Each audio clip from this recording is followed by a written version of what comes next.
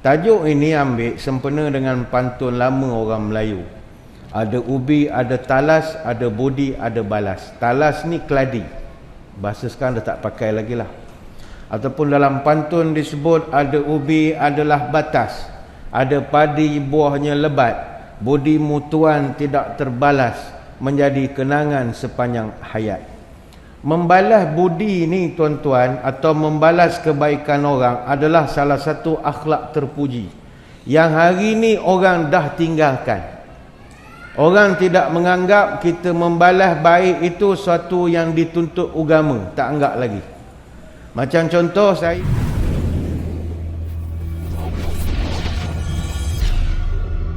Assalamualaikum warahmatullahi wabarakatuh.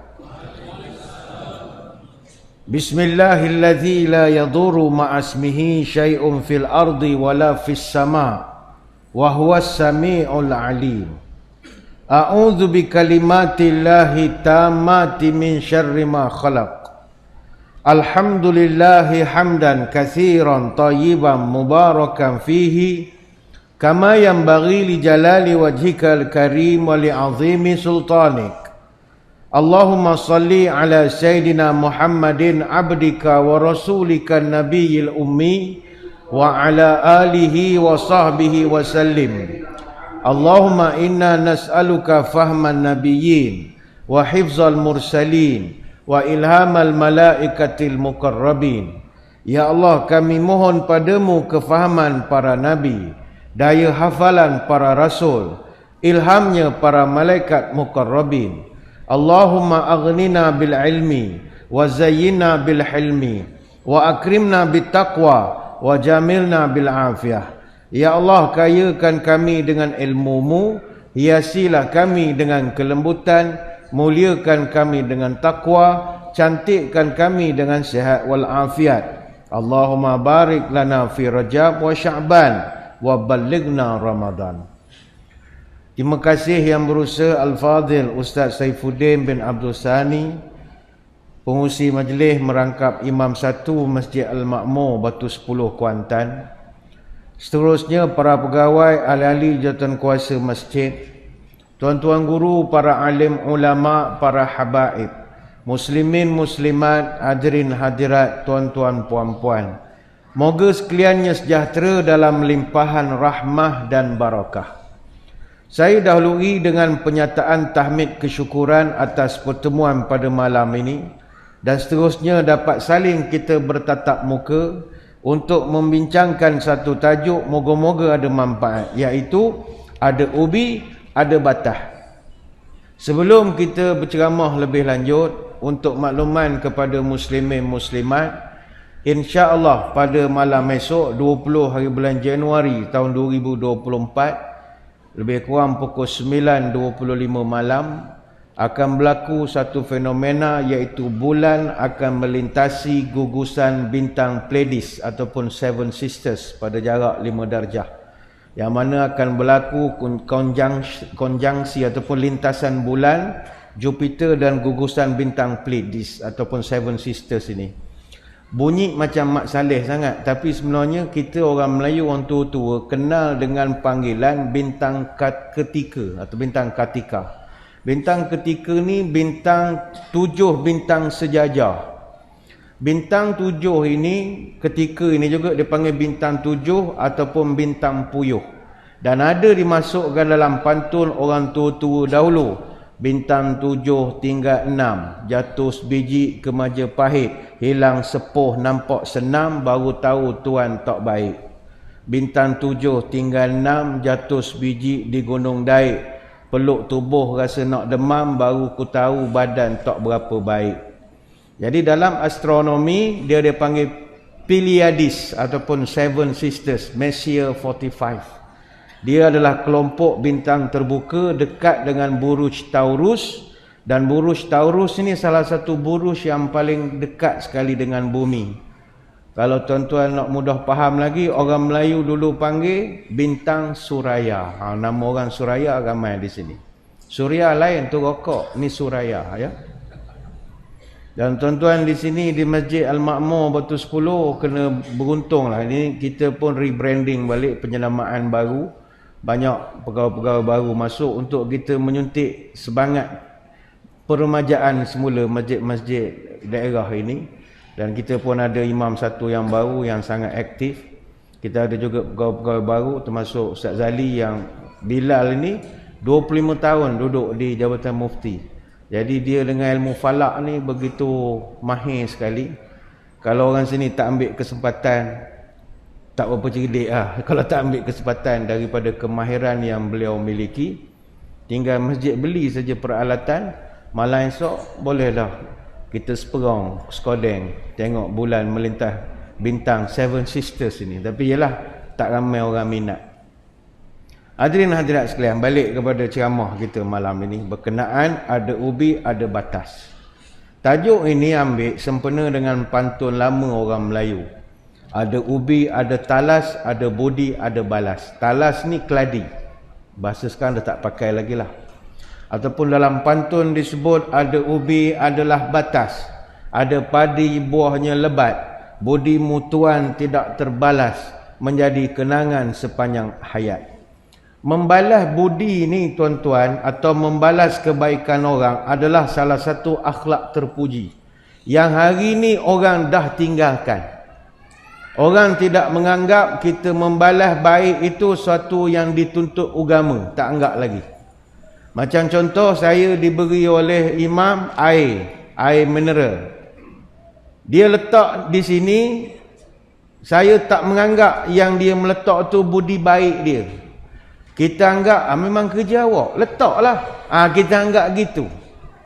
Takkan nak suruh kau mati ceramah tak ada air. Dia keras begitu. Ni masyarakat kita sekarang. Biarlah memang kerja dia. Bila nak terima kasih. Jangan. Itu biadab namanya. Agama mengajar mesti membalas budi orang. Budi ni apa benda? Budi ni diambil daripada bahasa Sanskrit. Maknanya akal ataupun kebijaksanaan. Artinya orang yang buat baik pada kita, tanda orang tu ada akal. Tuan-tuan sekalian, tak semua orang dalam dunia ni nak buat baik. Tak semua. Ada jenis lantak pun ada. Kita pernah rosak kereta tepi jalan. Berapa banyak orang hak sudi singgah nak tolong kita? Tak ramai. Berpuluh kereta lalu. Tak ada nanya khabar. Kadang kita tahan, tak berhenti. Tak berhenti orang. Orang zaman ni kan banyak tengok Facebook agaknya ni takut scammer lah, orang menipu lah. Bersangka buruk kita siang malam. Padahal orang tu sedang mengalami kesusahan. Tak ramai orang yang nak buat baik. Dulu ada satu cerita daripada jabat agama kita lah. Ada sebuah daerah di Pahang ni. Dia hantar jenazah pergi ke Kelantan. Hantar jenazah daripada pejabat agama, hantar ke Kelantan. Bawa jenazah, hantar. Masa tu daripada tempat kita ke Kota Baru, masa tu tak ada lagi apa nama LPT ni, tak ada lagi. Jadi kita kena pergi ikut Terengganu dulu. Lepas tu sebab orang tu belah Pasir Putih je, kena ikut Terengganu. Jadi ikut jalan Jerangah Jabur, kereta jenazah. Tuan-tuan yang pernah lalu Jerangah Jabur ni tahu gelak gelemat jalan situ. Kereta jenazah lalu Jerangah Jabur, pergi hantar jenazah. Habis balik. On the way balik, sampai dekat Jerangah Jabur tu, van jenazah rosak. Letak tepi jalan. Kereta lalu sebiji pun tak berhenti, tuan-tuan. Siapa dia nak berhenti kereta jenazah? Tak berhenti. Bayangkanlah. Tiba-tiba, sudah. Tak adalah dapat pertolongan dah lah, kita tengah hutan. Campur pula van jenazah, memang tak ada orang berhenti. Tiba dari jauh nampak lamp api biru. Lamp polis trafik. Polis peronda. Polis peronda tu pun masa tahan, tak berhenti juga. Slow. Buka tingkap lu tengok. Itu pun polis tu berhenti, keluar pegang pistol. Dia tak keluar, dia pegang. Takut benda-benda. Bayangkanlah, bukan senang. Lepas tu polis tanya apa masalah, rosak. Saya pun tak reti juga ni, orang raya ni. Kita tengok siapa lalu lepas pada ni. Orang lalu lepas pada tu, polis tahan pun tak berhenti. Tuan-tuan ingat senang minta budi orang ni. Alah polis tu kata tak boleh jadi. Kita lentang kayu je lah atas jalan. Lentang kayu baru berhenti. Sebab itulah zaman sekarang nak cari orang buat baik bukan senang. Sebab itu perkataan budi ni daripada perkataan kebijaksanaan. Orang yang tolong kita tu orang ada akal. Sebab itu dalam agama kita, seorang Islam itu atau Muslim itu, kebaikan keislamannya ada tingkatan. Tingkat pertama dia panggil Muslim, orang Islam. Tingkat kedua dia panggil mukmin. Tingkat ketiga dia panggil muhsin. Tingkat-tingkat ini dijelaskan dalam hadis yang terkenal daripada hadis Jibril yang terkenal itu. Kita hak dalam masjid malam ni, tidak semua orang Islam macam kita ni mencapai darjat mukmin. Tak semua. Dan tidak semua pula yang capai darjat mukmin tadi boleh dapat darjat muhsin. Tak sampai. Muhsin ni ihsan. Ada orang dia beriman tapi ihsan tak ada. Tak ada. Dia tak ada belah ihsan. Dia kesian belah korang tak ada. Aku mu aku. Dia orang baik, orang masjid, orang surau. Artinya orang beriman ni kalau ke masjid surau tu berimanlah. Tapi ihsan belum tentu. Kadang kita sendiri pegawai masjid, jemaah datang. Kita pun walaupun dah beriman kerja dalam masjid, tapi belum tentu ihsan pada jemaah. Jemaah tu datang bawa anak, kita marah misalnya. Ataupun yalah orang ada buat sampah sepah sikit, kita marah, siram air pula dekat kereta dia. Mak garang sangat AJK baru-baru ni, susah betul. Kita ihsan ni tak semua orang ada. Tak semua orang ada. Hatta kita pergi ke Mekah, polis-polis yang jaga Masjidil Haram tu, dia dah beriman sangat dah hari-hari menengok Kaabah. Tapi ada tak yang ihsan? Tak semua. Ada yang ihsan ada. Kita jalan, dia tak bagi lalu. Ali, haji, yalah, haji, yalah. Tapi tiba dia ihsan kita. Yalah Malaysia, yalah. Bangsa lain dia tak bagi dah masuk. Dia ada ihsan. Jadi orang yang ada ihsan ni, orang berbudi. Jadi orang berbudi, kita kena hargai. Dalam satu hadis Nabi pesan, kata Abdullah bin Umar, "Waman sana'a ilaikum ma'rufan fakafi'uhu fa illam tajidu ma tukafi'unahu fad'u lahu hatta tarawna annakum qad kafa'tumuhu." Nabi pesan, orang yang buat baik pada awak kena balas kebaikan itu. Kalau tak mampu nak balas, doakanlah untuk dia sehingga awak merasa doa awak tu dah balas kebaikan dia. Ini hadis riwayat Abu Daud dan juga An-Nasai. Yang ini orang tua-tua sebut, orang berbudi kita berbahasa, orang memberi kita merasa.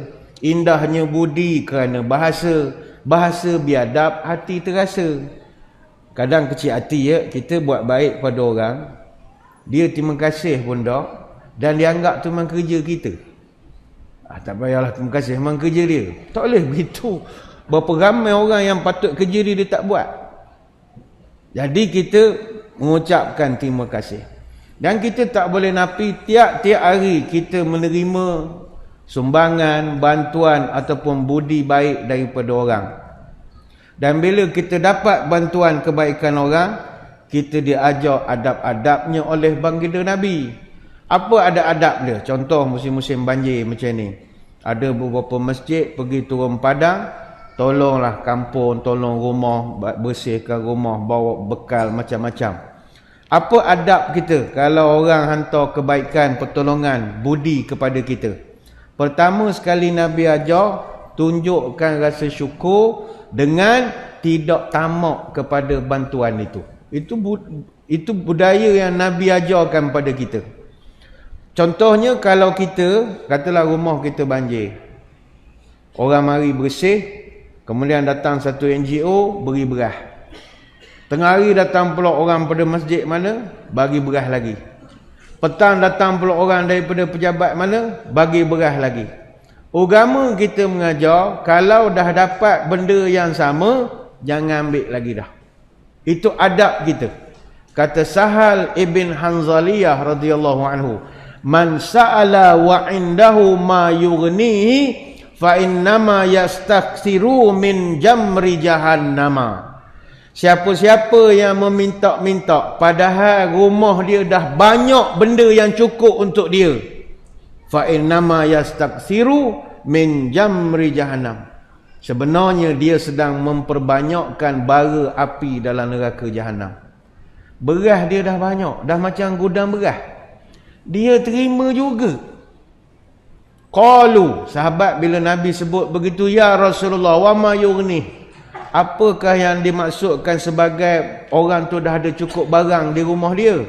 Nabi jawab, ma yughaddihi au yu'ashihi, yang aku maksudkan cukup itu adalah barang di rumah dia cukup untuk dia makan tengah hari dengan makan malam.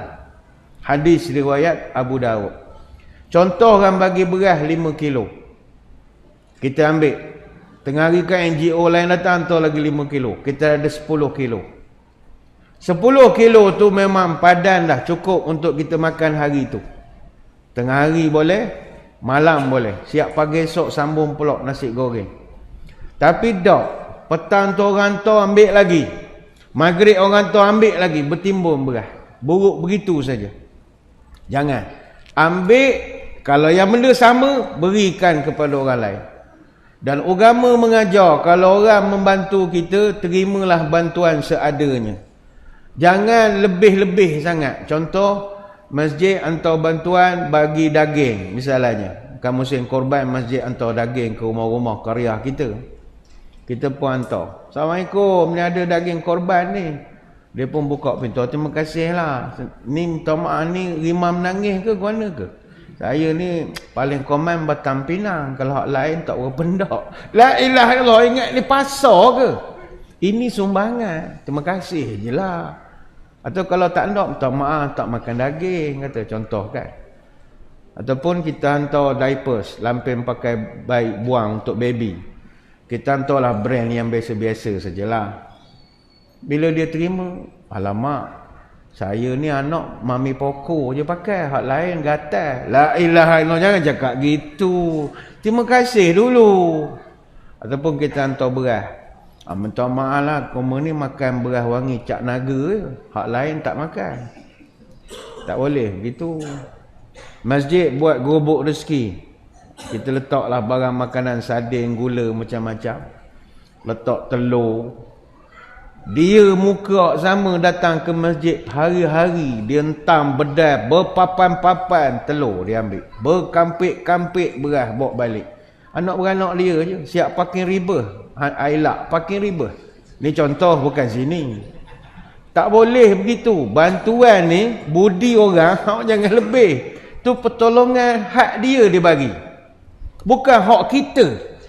Adab. Ada satu riwayat saya teringat, Hakim bin Hizan. Hakim bin Hizan ni anak saudara kepada Sayyidatina Khadijah radhiyallahu anha.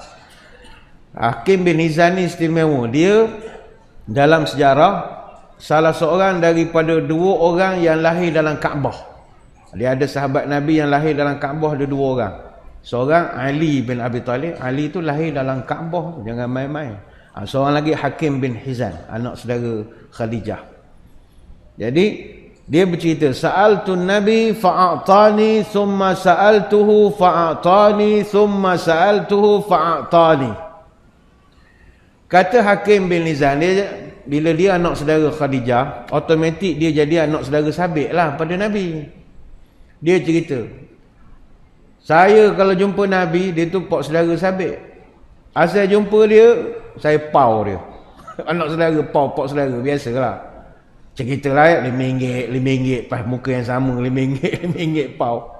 Pergi pasar malam, RM5, ni RM5 pau. Dan Nabi dia kata, saya minta, mesti dia beri. Lain kali jumpa, pau lagi, Nabi beri lagi. Masa lain minta lagi, Nabi beri lagi. Bila dah 3-4 kali, satu hari Nabi nasihatkan kepada saya, dan saya ingat sungguh nasihat ini. Nabi kata, inna hazal mal khadiratun hulwatun. Hizam, harta benda ni, benda manis, benda orang suka. Faman akhazahu bi tibi nafsin burika lahu fi. Harta ni kalau kita ambil dengan cara molek, benda tu dapat berkat.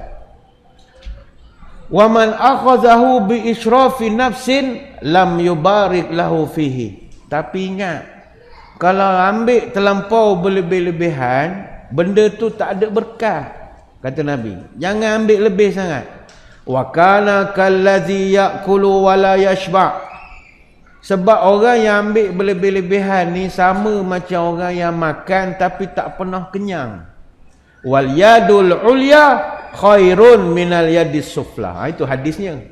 Dan di hujung Nabi pesan, ingat, tangan di atas tu lebih baik dari tangan di bawah. Hadis Bukhari. Ini kena cakap dengan anak saudara. Salah cakap kecil hati. Jadi Nabi kata, bolah pas jumpa pau jangan begitu. Duit ni memang suka kalau dapat cara mudah, tapi kita nak penting berkat. Seolah begitulah Nabi pesan.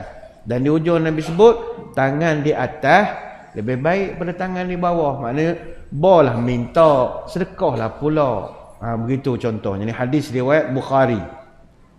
Dalam hadis lain daripada Abu Hurairah, Nabi sebut, man sa'ala nasa amwalahum takassuran fa inna ma yas'ala jamra falyastaqilla aw liyastaksir. Siapa yang meminta-minta reta kepada manusia dan dia minta itu sebab nak kayakan diri dia, maka dia sedang memperbanyakkan bara api neraka. Maka terserah pada kamu, nak pau orang banyak ke nak pau sikit. Hadis riwayat Muslim. Jadi ini nombor satu. Orang berbudi pada kita, buat baik, hantar bantuan ke rumah, jangan lebih-lebih. Alhamdulillah orang bagi tu, terima kasih banyak tuan menyumbang saya. Sebab berapa banyak manusia dalam kampung, dia sudi datang beri bantuan, terima kasih lah. Ini request macam-macam. Patutlah orang tak hantar bantuan ke rumah dia. Macam-macam order, ingat kita ni gerak pun hantar ke rumah dia. Terima seadanya. Itu adab kita kalau orang menolong. Yang kedua, agama mengajar, kalau orang buat baik pada kita, berbudi pada kita, nombor dua, mesti terima kasih. Terima dengan penuh kasih. Ada satu riwayat, kata Ash'as bin Qais radhiyallahu anhu, Nabi pernah tanya, siapa orang paling bersyukur sekali dalam dunia? Orang yang paling bersyukur siapa? Banyak berzikir Alhamdulillah? Banyak apa? Apa tanda orang paling banyak bersyukur? Nabi sebut, inna ashkaran nasi lillahi tabaraka wa ta'ala ashkuruhum linnas. Orang yang paling bersyukur di sisi Allah, pada pandangan Allah, adalah orang yang paling pandai berterima kasih kepada manusia. Ini hadis riwayat Ahmad dan Ibnu Syaibah. Macam tadilah, kita ni bila orang buat baik ke kita akan sentiasa menganggap, memang kerja dia, nak terima kasih buat apa? Tak boleh begitu, sombong namanya. Jam tadi saya buat contoh air. Penganjur sediakan air pada saya. Saya tidak boleh dengan bongkoknya mengatakan, memang patut dia letak situ air. Kalau boleh buka air ni dengan teh tarik, patut letak sini. Ada air ni bagi kita. Itu sombong namanya. Saya kena terima kasih kepada yang memberi. Mungkin dia kata, tak payah Ustaz, ni rezeki pada Allah. Lantaklah orang mengidang. Itu sombong. Nabi ajar yang mengidang mesti ucapkan terima kasih. Walaupun saya tahu ini air rezeki daripada Allah. Kiasnya begini. Kita sebagai manusia, kita awak ambil teh tarik kali.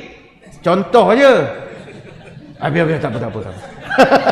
Lurus sangat dia ni baik budaknya. Ni contoh ya. Sudahlah. Jadi saya ambil contoh lain. Memang ni rezeki daripada Allah. Tapi orang yang mengidang, saya kena terima kasih budi dia. Macam contohlah kita kalau nak pertahankan. Kita kan manusia, Allah dah takdirkan kita wujud. Tapi kita wujud kerana ada mak bapak. Sebab itu agama suruh buat baik pada mak bapak. Kerana dia, kita wujud. Memang wujud kita kerana Allah dah tentu. Tapi awak nak wujud macam mana? Takkan secara magic saja abrakadabra simsalabim muncul di Seri Damai. Tak. Awak mesti ada perantaraan. Ataupun kita hak jadi pandai, jadi cerdik, boleh membaca ABC alif sampai ya, 1 sampai 10. Datang mana ilmu? Memang ilmu pada Allah. Tapi yang menyebabkan kita dapat ilmu, cikgu. Jadi kepada cikgu, kita menghargai. Itu yang dimaksud membalas budi. Terima kasih kepada orang yang buat baik pada kita ini. Kata para ulama, dikira sebagai salah satu bentuk syukur kepada Allah. Sebab nikmat Allah yang kita dapat adalah melalui orang yang menyampaikan kepada kita. Siapa tak terima kasih kepada orang yang menyampaikan nikmat pada Allah, sama seperti dia tak bersyukur kepada Allah. La yashkurullaha man la yashkurun nas. Seorang itu tak dianggap bersyukur kepada Allah selagi dia tak berterima kasih kepada budi orang yang menyampaikan nikmat. Ini agama aja. Macam mana cara kita nak berterima kasih kepada budi baik orang? Nombor 1, kata ulama, balaslah dengan ucapan. Kalau nak balas pemberian dengan pemberian mungkin susah. Tapi kita balas dengan ucapan. Bukan sekadar ucapan tu kita ucap terima kasih, ataupun cakap thank you, atau cakap makasih. Bukan begitu. Ucapan itu adalah mendoakan dia. Jazakallahu khaira. Itu cara dia. Semoga Allah membalas kamu dengan balasan kebaikan. Kita kena adalah dalam WhatsApp kita tu stiker jazakallah tu kena ada. Itu adab dalam agama. Nabi pesan kepada Usamah bin Zaid, man suni'a ilaihi ma'rufun faqala li fa'ili jazakallahu khairan faqad ablagha fis sana'i. Siapa-siapa yang buat baik kepada kamu, kemudian kamu berkata pada orang itu dengan mengatakan jazakallahu khairan, maka dia telah sampai darjat berterima kasih kepada orang yang memberi jasa. Hadis riwayat Tirmizi, An-Nasai dan Ibn Hibban. Jadi dalam WhatsApp kita, stiker hak terima kasih tu banyak lah. Macam-macam pesen lah stiker tu. Ada Jepun tunduk, ada terima kasih, ada hak makasih. Itu biasa. Kena cari stiker hak jazakallah tu. Sebab nak tarik memang terhegeh-hegeh. Nak tarik jazakallah khairul jazak ni panjang. Banyak stiker orang dah buat, save saja. Orang kata alhamdulillah hari ni ada ni orang nak bagi sumbangan ni, jazakallah khairul jazak, jazakallah khairan katsira, contoh begitulah. Jadi itu hak pertama, ucapkan jazakallah. Yang kedua, agama mengajar orang buat baik, kita balaslah balik kebaikan itu. Kata Aisyah radhiyallahu anha, man utiya ilaihi ma'rufun falyukafi bihi. Siapa yang telah mendapat kebaikan budi daripada orang, maka balaslah. Contoh, masjid tadi beri saya air mineral 1. Untuk saya nak membalas budi, saya kena beri pula masjid air mineral juga. Balas benda yang sama. Mungkin ada orang kata, ustaz, saya kalau nak balas baik budi orang tak terbalas. Sebab dia beri saya duduk rumah dia, menumpang. Takkan saya nak balas dengan rumah. Kalau saya boleh balas, baik saya tak duduk rumah dia. Saya duduk rumah dia sebab saya tak mampu nak beri rumah ke orang lah. Atau orang tu bagi pakai kereta dia. Dia dah banyak kereta. Asyik mampu tak start enjin seminggu. Dia bagi kita pakai. Jadi ustaz, kalau saya nak balas dia dengan beri kereta ke dia, buat apa saya pakai kereta dia? Saya pakai tu sebab saya tak mampu. Okey, beginilah. Bahasa mudah. Kalau tak mampu nak balas kebaikan orang, pertama sekali agama ajar, sebut-sebut kebaikan dia. Jangan biar dia bercerita. Biar kita sharekan. War-warkan cerita itu. Viralkan. Dia viral kebaikan ni, jangan orang yang bersedekah tu. Itu riak namanya. Orang yang menerima bantuan, boleh viral. Sebab dia menerima. Boleh.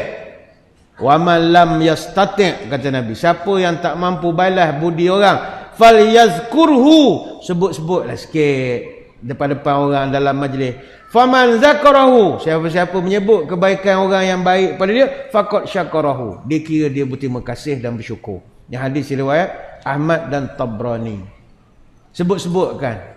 Contoh kita duduk di Seri Damai Jaya Gading, duduklah rumah Tuan Haji mana dia bagi duduk. Bila kita jumpa dengan orang, kita sebut kebaikan dia. Kata alhamdulillah kawan ni daripada merantau ke sini cari rumah, tak ada, tak mampu. Tuan Haji ni bagi rumah, duduk, alhamdulillah. Moga Allah membalas. Sebutkanlah sikit. Tuan Haji tu pun kembang dia lain lah sikit. Tapi dia tak bercerita, orang yang cerita. Kalau dia bercerita, habislah markah dia. Dia ada riak kan, mengungkit. Kita cerita tak apa, disuruh. Apatah lagi diviralkan, orang tu lagi bagus lah. Kecuali tuan yang buat baik tu tak beri. Jangan viral-viral sangat. Kenapa tuan? Bagus tuan ni ikhlas. Dok, kalau viral ramai pula minta mengaku lagi. Meninggal aku begini. Itu kadang dia tak bagi viral. Dalam hadis yang lain kata Talhah bin Ubaidillah, man uli ma'rufan falyadhkurhu faman zakarahu faqad syakarahu. Barang siapa dapat nikmat kebaikan budi seseorang, maka sebutlah pelaku kebaikan itu dan kebaikannya. Siapa saja yang menyebutnya sama macam dia berterima kasih kepada dia. Ada sahabat tanya, kalau kita tak nyebut, tak cerita ke orang, macam mana ya Rasul? Waman katamahu faqad kafarahu. Siapa tak ceritakan kebaikan orang buat baik pada dia, sama dia tak terima kasih pada orang tu. Hadis riwayat At-Tabrani. Sebut-sebutkanlah. Nak rahsiakan nama pun okey, tapi kita mesti ceritakan. Alhamdulillah dalam dunia ini masih ada insan yang itu kan selalu posting tengok dalam Facebook orang-orang yang membantu orang miskin makan. Alhamdulillah orang lalu lalang tak ada yang membantu. Tuan Haji ni sudi singgah beri makan pada gelandangan. Pada gelandangan tu nipu je, dia buat eksperimen sosial nak tengok ada tak orang membantu. War-warkan, ceritakan kebaikan. Ini yang disebut membalas budi.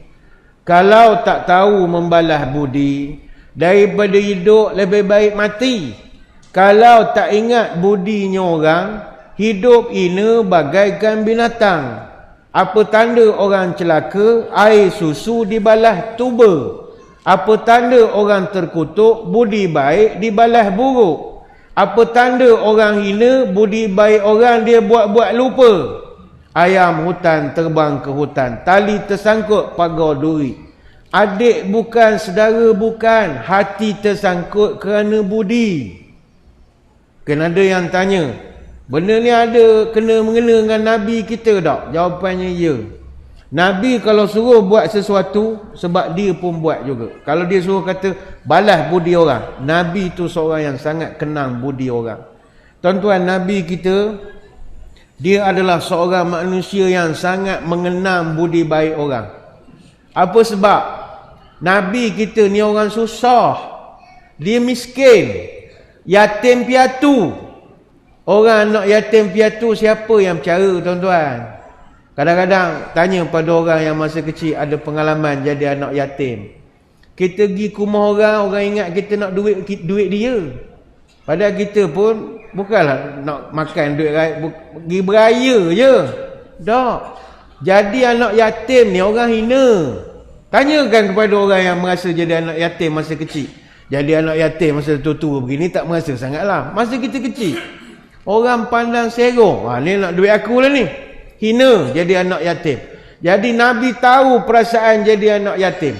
Maka bila ada orang buat baik pada dia, dia kenang budi orang tu sampai mati. Siapa contohnya? Yang Nabi paling kenang budi, Halimatus Sa'diyah. Halimatus Sa'diyah ini ibu susuan Nabi. Nabi dalam hidup dia menyusu dengan dua orang.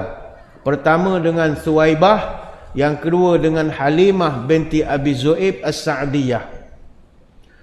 Dia pertama Nabi menyusu dengan Suwaibah. Suwaibah ni bekas hamba kepada Abu Lahab. Abu Lahab merdekakan dia bila Aminah melahirkan Nabi. Dia happy dapat anak saudara comel. Dia merdekakan Suwaibah. Suwaibah pun menyusukan Nabi. Bayangkanlah Abu Lahab pun Nabi lahir gembira merdekakan anak, merdekakan hamba dia. Jadi ini yang menjadi dalil setengah pihak yang mengatakan bergembira kepada lahirnya Nabi itu dapat keberkatan. Abu Lahab pun gembira, takkan awak pula tak gembira? Orang sambut maulid sebagai contoh. Jadi dengan Suwaibah ni automatik Nabi ada adik-beradik susuan. Siapa adik-beradik susuan Nabi? Pertama nama Masruh. Masruh ni anak lelaki Suwaibah. Yang kedua Abdullah bin Abdul Asad Al-Makhzumi. Yang ketiga Hamzah bin Abdul Muttalib. Ini pak saudara Nabi. 3 orang ni adik-beradik susuan Nabi. Kemudian Nabi menyusu pula dengan Halimatus Sa'diyah. Maka Nabi dapat 5 orang adik-beradik susuan yang baru. Nombor 1 Abdullah, yang kedua Unaisah, yang ketiga Judamah. 3-3 ni anak kepada Halimah As-Sa'diyah. Ni adik-beradik susuan Nabi. Tak batal semayang. Mana boleh buka tudung lah bahasa mudahnya. Kemudian yang keempat, adik-beradik susuan Nabi kerana menyusu sama dengan Halimah adalah Abu Sufyan bin Al-Haris bin Abdul Muttalib. Abu Sufyan, sepupu Nabi yang sangat menyampah pada Nabi itu. Dia sepupu Nabi. Dia menyampah ke Nabi, tapi akhirnya dia memeluk Islam ketika Fathu Makkah. Dia tu adik-beradik susu Nabi.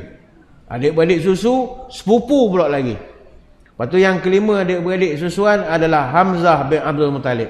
Abdul Muttalib ni dia ramai mak susuan. Suwaibah pun dia minum, dengan Halimah pun dia minum. Hamzah bin Abdul Muttalib. Jadi Nabi ni kenapa dia kenal sangat kepada Halimatus Sa'diyah?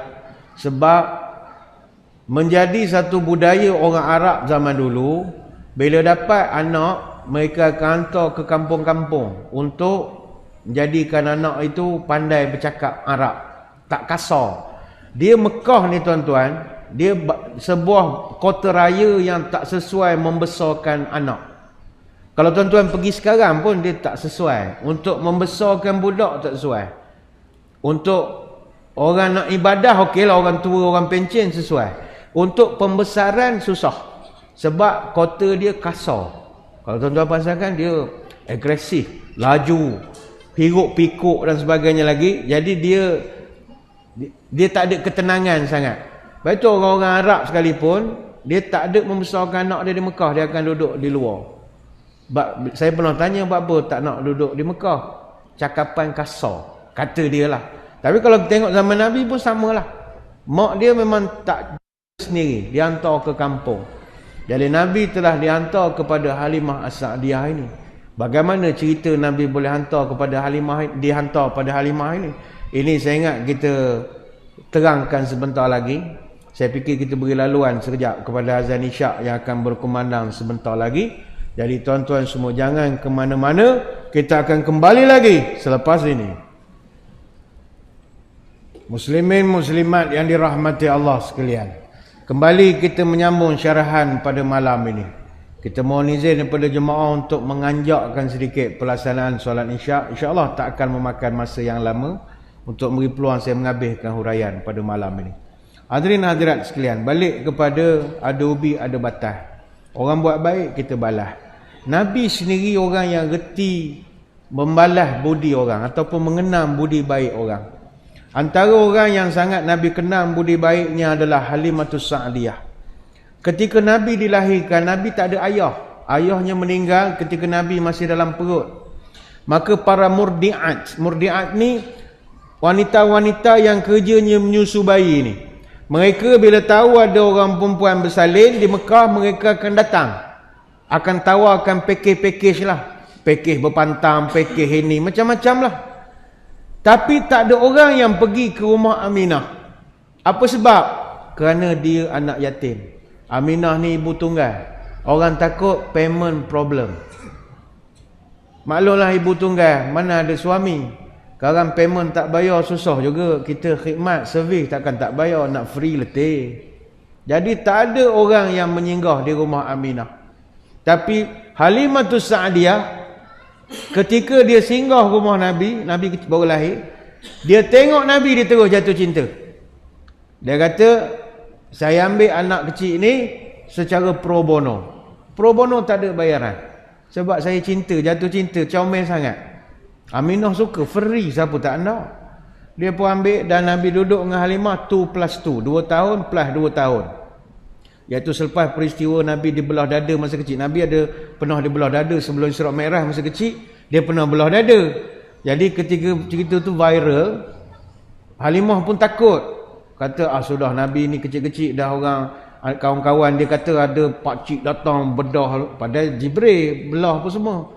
Jadi Halimah takut ni orang nak curi organ ke zaman-zaman dulu kan, untuk penculik adalah curi organ agaknya lah. Dia takut, dia pulang balik kepada Aminah. Tapi Aminah pun jaga sekejap, pulang balik. Jadi 2+2. Kemudian bila dah selesai, Nabi balik duduk dengan Aminah. Umur 6 tahun, mak Nabi meninggal. Aminah meninggal masa umur Nabi 6 tahun. Lepas tu Nabi duduk pula dengan Tok Ki dia, Abdul Muttalib. Tok Ki dia meninggal, Nabi duduklah dengan pak saudara dia, Abu Talib. Nabi memang sayang Halimah As-Sa'diyah.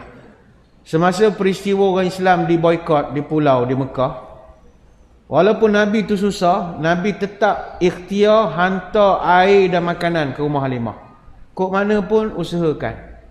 Sebab Nabi kenal sungguh budi dia masa kecil, sudi ambil dia kalau dia anak yatim. Dan dia buat itu free, tak ada cas apa-apa. Dan Nabi sangat kenal jasa Halimah tu Sa'diyah.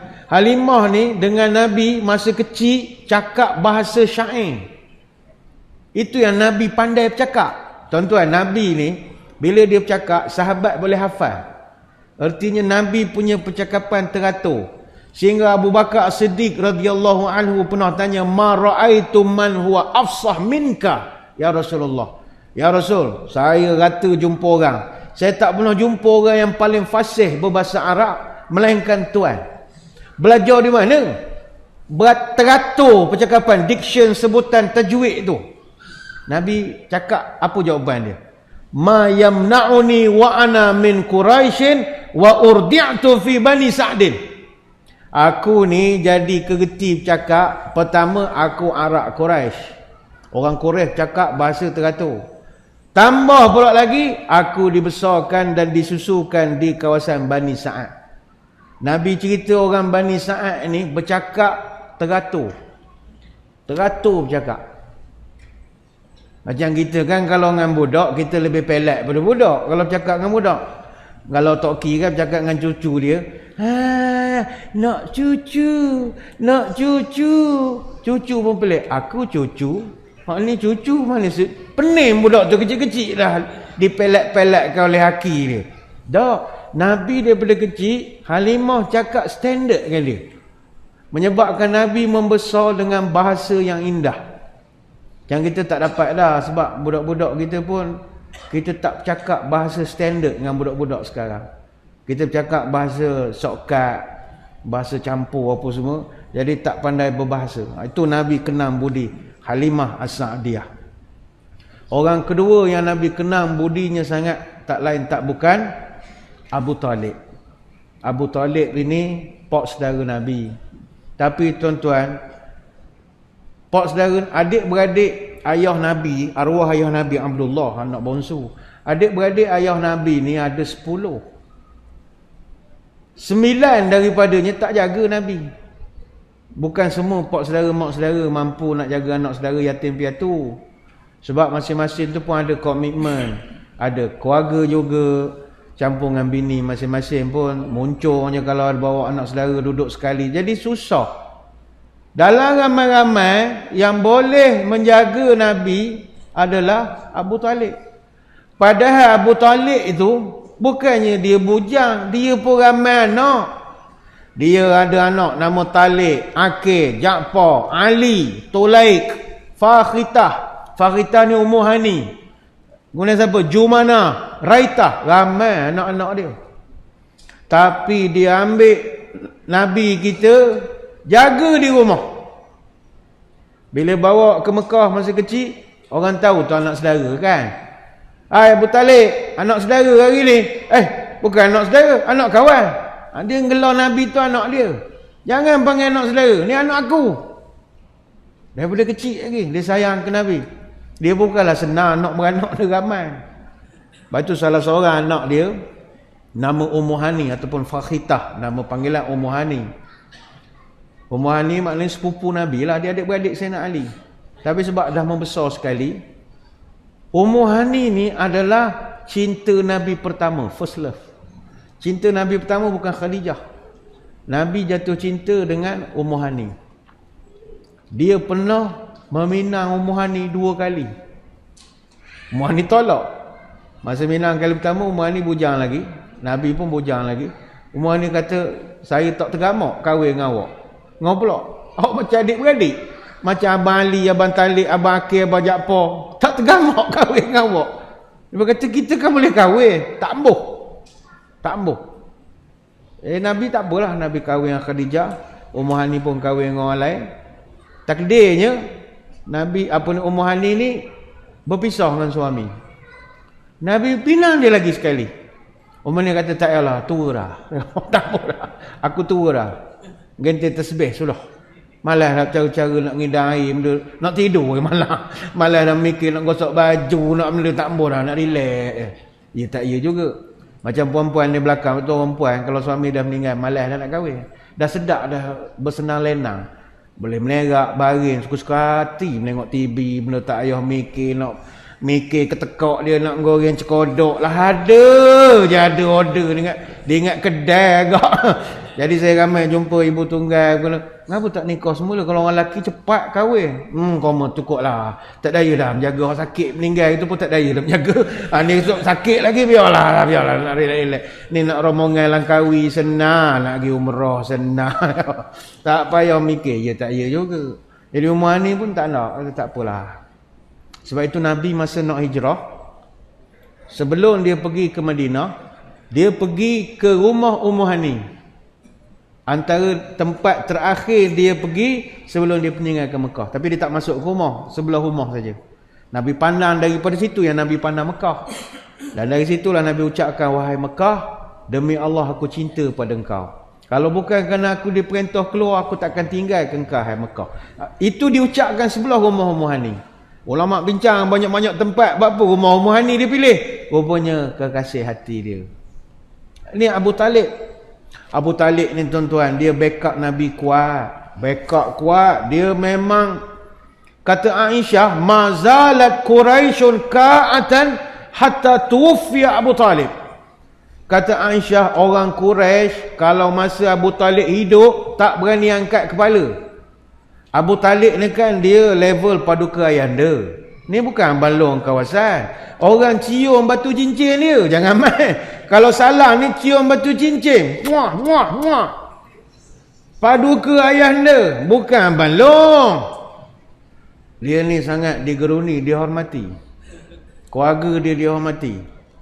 Jadi bila dia masih dihidup, kata Aisyah, orang Quraisy tak angkat kepala. Tapi lepas Abu Talib meninggal, masing-masing sensing lengan. Ni riwayat Hakim. Semua sensing lengan. Nabi Abu Talib ni memang defend. Sebab itu Isra' Mi'raj ni, antara sebab Nabi sedih sangat selain daripada kerana isterinya Khadijah meninggal, Nabi sedih sebab Abu Talib lah meninggal. Sedih sebab Abu Talib budi dia banyak pada Nabi. Dan satu lagi sedih kerana tak sempat masuk Islam. Itu yang terbesar sekali.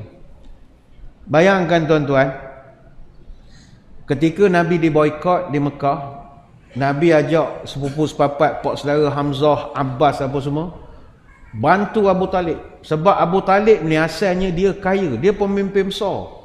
Tapi bila keluarga dia kena boikot, dia teruk kena. Dan dikatakan kerana diboikot itulah dia jatuh sakit dan dia meninggal. Itu Nabi terkesan sangat. Dia sanggup diboikot kerana pertahankan Nabi. Orang Mekah ketika itu boikot keturunan Abu Talib ni dalam dua perkara. Pertama ekonomi, kedua sosial. Dari segi ekonomi, orang Quraisy tak akan berurus niaga dengan keluarga Abu Talib. Datang ke kedai tak jual barang. Barang bisnes dia orang tak beli. Bayangkanlah. Kenapa dia sanggup begitu? Anak saudara punya pasal. Sama juga dari segi sosial. Quraisy tidak dibenarkan menikah dengan Bani Hashim dengan Bani Abdul Muttalib. Tak benar berbarak, tak benar berkumpul, tak benar bercampur. Kalau katalah orang Quraisy tengah duduk barak di kedai kopi, datang puak-puak Abdul Muttalib, Bani Hashim dengan Bani Abdul Muttalib, mereka bangun tinggal. Duduk je semua bangun. Makan di kedai ke, katalah datang duduk, bangun pindah meja lain. Diboikot teruk. Dan boikot tu bukan boikot macam kita boikot tak makan burger dan apa semua, tak. Boikot tu siap ada dokumentasi rasmi dan dipanggil deklarasi. Deklarasi ni mereka dokumentasikan di atas satu sahifah, satu lembaran. Dia tulis perjanjian sumpah yang takkan bantu keluarga belah Abu Talib ini. Dan dia gantungkan deklarasi itu dekat dinding Kaabah. Dia gantungkan. Tapi kuasa Allah, deklarasi itu dimakan anak-anak.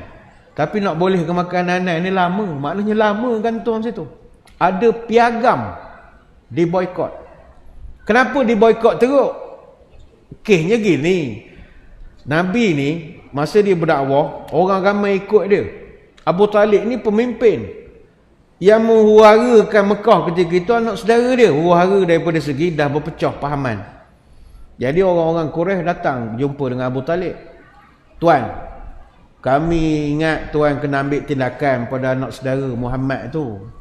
Dia punya pengaruh kuat sangat. Follower dia ramai, subscriber dia ramai, pengikut dia ramai. Dia kalau datang ceramah jam habis jalan. Tuan kena kawal lah sikit. Kami tak mampu nak kawal. Tolong tengok-tengok sikit. Dia dah memecahkan keharmonian masyarakat. Asal kita semua begini, dia jadi bawa pahaman baru pula. Tuan kena ambil tindakan lah. Abu Talib kata, nantilah aku uruskan. Abu Talib masuk kanan keluar kiri, lantak engkau lah. Lama datang lagi orang-orang Quraisy ni. Tuan, kami tengok makin menjadi-jadi. Pengaruh dia makin kuat. Tolong ambil tindakan. Kami tahulah tuan sayang sangat kanak saudara ni. Beginilah tuan, kami sanggup gantikan. Kami menawarkan Ammarah ibn Walid. Gantikan Muhammad. Muhammad bagi ke kami. Kami hantar ni, Ammarah ni baik macam Muhammad juga. Kata Abu Talib, mana sama anak saudara aku tu kan. Dan iyalah nak tolonglah nasihat. Dia tengoklah. Abu Talib gitu ya. Lama orang makin ramai ngikut Nabi. Follower makin ramai. Nabi ceramah mana-mana. Beribu orang. Menega penuh. Contoh saja. Contoh. Penuh orang. Kalau ceramah tu sampai ke lutut nak yang penuh. Macam ni kan jauh kita sama kita kan. Kalau ceramah lain tu sampai ke sini. Belakang penuh. Berdiri-diri orang pegang telefon ni. Jadi kali ketiga datang orang mengadu. Wahai Abu Talib, kami dah 2 kali dah bagi amaran. Nampak gaya tuan tak boleh buat apa-apa. Kalau tuan tak boleh buat apa-apa lepas ni, kami akan ambil tindakan paling tegas. Ambil tindakan tegas. Kami akan boykot seluruh keluarga tuan. Bak tu Abu Talib terdiam. Sebab kalau kena atas batang hidung dia boleh lawan. Tapi melibatkan anak beranak dia memikir. Tak apalah kan aku fikir. Balik. Petang tu jumpa Nabi. Abu Talib pun terpaksalah buka mulut. Ya bena akhi, wahai anak saudaraku, inna qaumaka qad ja'uni. Pok gabok kita orang-orang Quraisy ni tadi datang jumpa aku. Faqalu kaza wa kaza. Dia cakap macam-macam lah. Aku malas nak cerita lah apa yang dia cakap. Kaza wa kaza, itu ini. Fa'abqi alayya wa ala nafsika. Cuma aku nak pesan, aku ni dah tua. Jaga diri awak. Jaga diri elok-elok. Wala tuhamilni minal amri ma la utiku ana. Tolong jangan bebankan aku dengan satu benda aku tak mampu nak tolong dengan umur aku sekarang. Dulu aku muda, aku ambil awak kecil lagi. Tapi bila dah berumur ni, wahai Muhammad, aku pun tak rut dah. Tak ada masalah, teruskanlah. Keknya aku tak serupa dulu dah kuat nak mempertahankan awak. Itu je lah nak pesan, kata Abu Talib. Apa jawapan Nabi? Nabi. Jawapan dia yang mahal. Sampai sekarang orang pegang jawapan ni. Ya ammi, wahai pak saudaraku. Lau wudi'ati syamsu fi yamini wal qamaru fi yasari ma taraktu hazal amra hatta yuzhirahu Allah Ta'ala au ahlika fi talabihi. Wahai pak saudaraku, kalau matahari diletak di tangan kananku, bulan di tangan kiriku, untuk aku tinggalkan kerja aku ini, aku tak akan tinggalkan. Sehingga Allah menangkan aku, ataupun aku mati kerana berjuang. Hadis riwayat Baihaqi. Abu Talib pun bila dengar Nabi jawab anak saudara kan, jawab begitu. amdi ala amrika waf'al ma ahbabta fa wallahi la usallimuka li syai'in abada. Oh, pak saudara pun sporting. Go ahead my son. Kau awak lah. Kau mau lah, kau say. Buatlah apa yang awak suka. Waf'al ma ahbabta. Kau demo lah. Kau say demo. Ikut awak lah Muhammad. Fa wallahi la uslimuka li syai'in abada. Demi Allah, lagi aku hidup, aku tak akan serahkan kau pada siapa-siapa pun. Kita susah sama susah. Oh, ini pak saudara. Mana Nabi tak menitik air mata mengenal orang macam ini. Akhirnya puak Gabuk Abi Talib dikumpulkan, di PKP kan, Perintah Kawalan Pergerakan. Perkampungan itu dipanggil Syi'ib Abu Talib. Masih ada sampai sekarang. Kalau tuan-tuan pergi umrah, Syi'ib Abu Talib ni letak dekat dengan Jabal Qobeh, Bukit Abi Qobeh dengan Bukit Khandama di Mekah, di sebelah timur Kaabah. Bahasa mula hala ke tempat sa'i. Ada kawasan luas, sekarang dia letak pagar hijau. Situ adalah lembah yang menjadi tempat diboikot.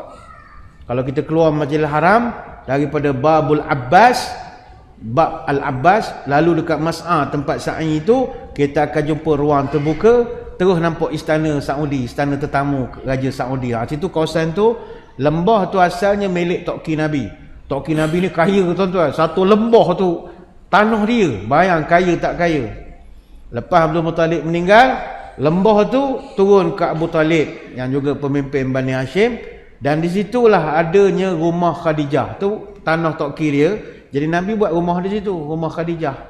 Tapi rumah Nabi dengan Khadijah tu sekarang dah jadi tandah.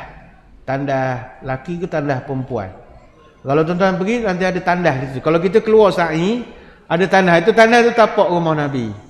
Saya pernah tanya masa ke sana dulu, kenapa buat tandah, tak buat benda lain? Dia kata orang kita ni sayang sangat ke Nabi. Semua kait dengan Nabi, diciumnya.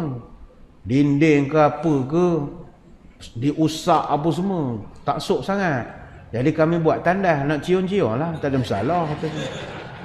Tapi kok ada orang semangat cium juga lah. Tandas pun tandas lah, dicium-ciumnya dinding tu, ambil berkat. Jadi boykot tu 2-3 tahun tak dibenarkan keluar, kecuali semasa Ashharul Hurum. Harga barang meningkat-ningkat. Kedai kalau nak jual barang kepada keluarga Abu Talib, barang harga lain. Kenapa Abu Talib sanggup hidup macam tu? Anak saudara kesayangan dia. Tuan-tuan, Nabi sayang betul ke dia? Ini kenam budi orang. Waktu bila tak masuk Islam, dia galak sangat. Orang ketiga yang Nabi kenam budi, ni orang bukan Islam ni. Orang ketiga yang Nabi kenam budi namanya Mut'im bin Adi.